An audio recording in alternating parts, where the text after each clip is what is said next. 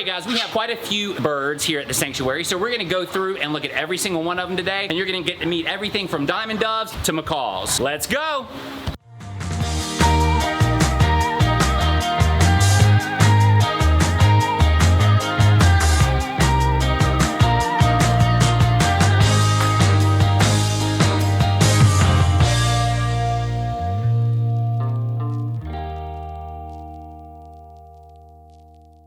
All right, so the first bird that we're gonna talk about is gonna be Fergie. We call her Fergie because her previous name was Ferguson, and we actually took her from a really bad situation. The daughter of somebody who was hoarding and was in the hospital and not able to take care of her any longer called us and said, can you please go get her? So that was the first time that I ever actually went into one of those situations on my own and had to actually catch the animal and take her out. She was in a cage of closet shelves being held together by zip ties. It was absolutely horrendous. She will live a happy, long life with us the rest of her life, and she is a Goffin cockatoo. And these guys have a very long lifespan and need a very specific diet. So we're gonna go ahead and meet her. So when we first got Fergie, she actually could not grip a regular perch because her entire life she had held onto the side of her cage. She had been there for about 19 years, they estimated, and she had never had a perch inside of her cage. And there was about this much, about a whole foot of seed and fecal material at the bottom of the cage. So it was a really horrendous life for her. This is a A&E company. It's a double macaw cage, and we've got the divider removed, so she lives outdoors just about year round. We're here in South Carolina, so the temperature is pretty good year round.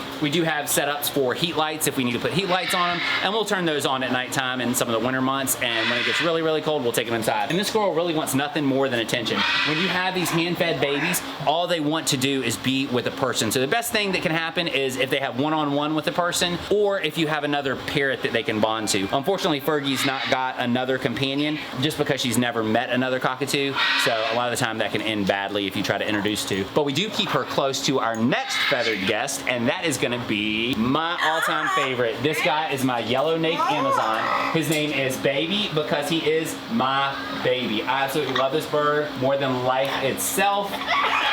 This bird is my everything. He is my yellow-naped Amazon, and this guy was a heavy plucker when I first got him, if you would believe it, but now he's got beautiful plumage, and I credit that all to proper diet and being outdoors. Keeping birds outside is where they belong. They need proper humidity, proper temperature, things like that, and then also good diet.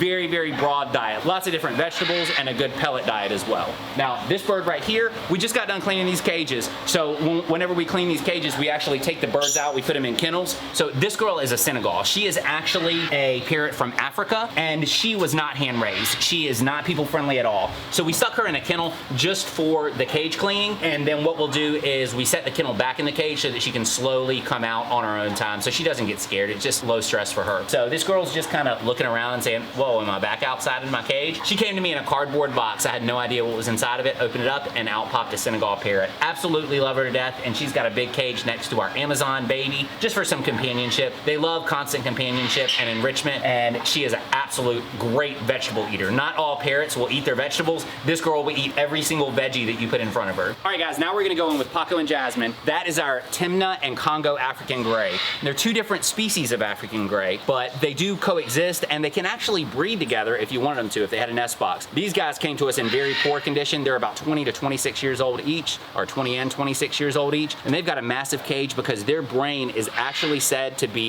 functioning on the level of a 7-year-old child. So we like to give them a lot of enrichment. They've got plants, and they've got lots of different things to do, and we make them work for their food also. Like, we'll put things on top of their food bowl so that it takes them a little while to get to their food. We're gonna head inside with them because they're super people friendly. So the first is gonna be our Timna African Gray, and this is Paco. And as you can see, he's got that bald spot on his chest. Now, that bald spot is actually caused from plucking. Whenever these guys are super bored or stressed, they will pluck out areas of feather. And now, he doesn't pluck anymore, but because he plucked all the follicles out of that area, he'll actually never regrow those feathers. Sometimes they can pluck, like Jasmine here, our Congo African Gray. Come on, Jasmine, don't bite me. Come on, sweet girl. I know. So this girl, when we got her, she had no feathers on her chest from plucking, but she had not pulled the follicles out, so she was able to regrow those feathers. And she is a Congo African Gray, and he is a Timna African Gray. And some of the differences that you can see is the Congo African Gray is a little bit larger. You can see they have that larger beak. And then also, if you look at their tails here, she's got a red tail. So the Timnas have just a solid gray tail with some little red flakes in it. I love you, babies. And the Congos have this nice, pretty red tail. And these guys are also from Africa, like our Senegal parrot, Awa. Hi, baby. How are you? I love you. I love you. And these guys, like I said, are extremely intelligent. So whenever you're thinking about how to keep them, as you can look around, they need a large aviary. These guys do not do well ever being alone. We've got them in here together. Even though they are not a breeding pair, they still enjoy each other's companionship, and they'll live together for the rest of their lives. And this also, like I said, we have heat lights out here in the wintertime, and we'll wrap this in visqueen or some kind of hard plastic like a greenhouse material. But then if it gets down too cold, we'll take them inside and they'll go in large dog crates, just because there's no bird cage large enough for most parrots. These guys were owner surrendered. They actually came from a woman who was having health issues. Birds have a lot of dander and dust inside of their feathers, and whenever they shake, that dust comes out inside of your home. So anybody who has a bird inside their home knows that that dust gets on everything. Well, this woman actually developed an allergy to the African greys, and so she had to rehome them, and she contacted us completely in tears and distraught, wanting us to be able to provide them a home. And so we can't take in every bird, every animal that comes to us, but this we did make a special exception for. And we bought these guys at the sanctuary because they're just absolutely amazing, and it was such a sad story. This woman loved them, and they'll live here forever. Absolutely love Paco and Jasmine. Paco is actually Jonas's favorite bird on the farm, and one of the only ones that won't attack him. The rest of them all hate Jonas. And guys, this is by no means an educational video. I don't want anybody to see like the enclosures that we build or anything and think that they can house the birds outside. We work very closely with our veterinarian and a lot of zookeepers, and we are very careful about the kinds of wire and wood that we use, because a lot of things are toxic to birds. And then there's a lot of issues with temperature with birds. So like taking them in and out, inside and outside, if it's really cold inside and really hot outside or anything like that. Then also predators. You really need to do a lot of research before you try and put your birds outside in an aviary. So please don't think that this is an educational video. That'll be in another video maybe. Comment below if you want to see that video. Right now we're just showing off how amazing some of these feathered friends are. Paco, why are you so jumpy today? You got me jumpy. I know. Behind me is our small bird aviary, and that's where we house our animals like diamond doves and parakeets. And we also have a few quail and pheasants on the ground, and they help a lot with cleaning up any seed that may spill on the ground. So we're gonna go inside and take a close look at them. So guys, again, I love housing birds outside. It does so much for them psychologically, as well as their feathers and just overall health care. Being outdoors is the best thing in the world. So one of my favorite places at the sanctuary is inside of this aviary. When we built this, we actually built it for a macaw initially, and since then we've totally changed it, put solid walls up on 3 sides as a wind block, and we've put wire up. And this aviary is home to 8 diamond doves and 15 parakeets. This aviary gives these guys room to fly back and forth as much as they want to. We've got water dishes in here that they can bathe in, and we've got houses and lots of perches and natural light for them year round. In addition to the flighted birds that we have in here, we also have our own cleanup crew on the ground. So we've got 2 female red golden pheasants and 1 male red golden pheasant, and they actually came from a taxidermist, somebody that was getting out of taxidermy and didn't want the females anymore, so they gave them to us, and then the male came from a friend. And then we've also got 2 bobwhite quail, and together those guys will clean up any seeds that may spill or maybe the parakeets drop and don't eat, as well as hunt down quite a few insects. So any bugs that are crawling on the ground in here get gobbled up pretty quickly by those guys. All right guys, now let's head over to the macaws, which are the big babies of the farm. The first macaw that we're gonna go see is going to be Joplin. Joplin has been with us for about 2 years, and she was actually with her previous owner for 19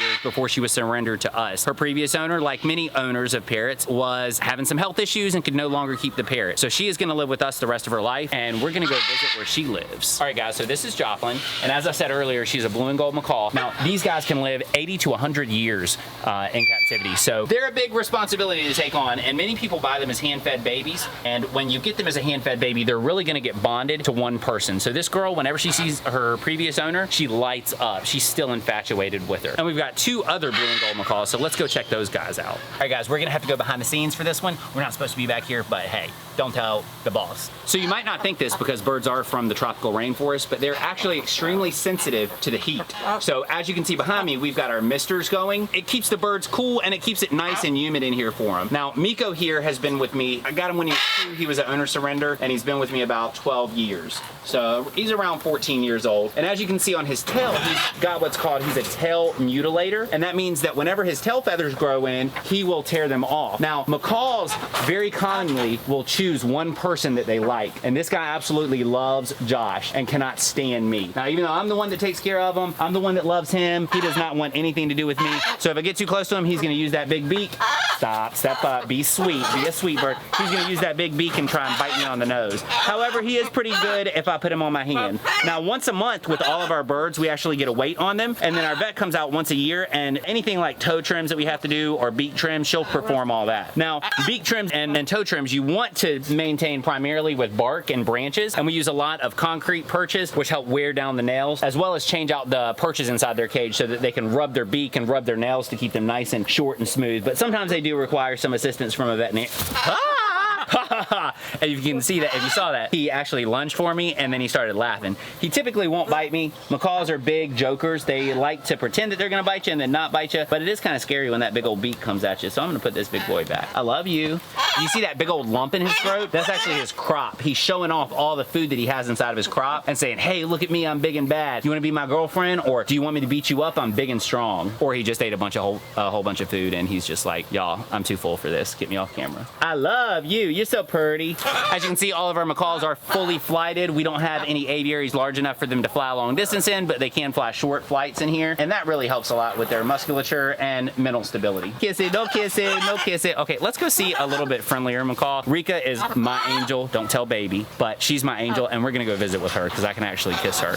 One thing I am gonna say before we go in with Rika is Miko is extremely jealous of her. He does not like us talking to his girlfriend at all. You'll see that there's wire dividing them. Miko can get really rough with other birds because he wasn't raised with other birds. So because they are in a cage, we do like to keep wire between them, but we still keep them side by side so that they do have each other's social interaction and can have that psychological use of their brain and get to know another bird at least. So if you look at my hand here, this is just a quick glimpse of what a few seconds of holding a macaw is like. So macaws are not for everyone. I get torn up daily by these guys. So if you're not ready to take it, don't get a macaw. Now it's gonna be extremely hard to hear because this girl is bonded to her buddy over there, and so they're gonna scream the entire time that we're in there. And these guys have a scream that can travel for miles. So if you live in an apartment or live close to your neighbors, you probably don't want one of these guys. These guys do live outside year round, only coming inside during the few colder nights that we have here in South Carolina. And this girl was actually taken from her previous owner by the authorities for animal cruelty, and she'll live with us the rest of her life. We have no idea where she came from or what her age is, but she will live here the rest of her life being a happy blue and gold macaw. Come on, sweetheart, do you wanna step up? Do you wanna step up? As you can see, I have my thumb tucked in because sometimes they use it to grab onto, and she can't stand when Miko starts doing the screaming. Are you gonna do it? She might throw up on me. She likes to throw up all over me because she is kind of bonded to me, and she wants to say, hey, Dad. She's one of the smaller macaws. Alrighty, guys, so thank you so much for watching our video about our feathered friends here at Goat Daddy's Animal Sanctuary. Be sure to smash that like button, subscribe to our channel, and ring that bell so that you get a notification whenever we post something else new. Thanks so much for watching, and we will goat you later.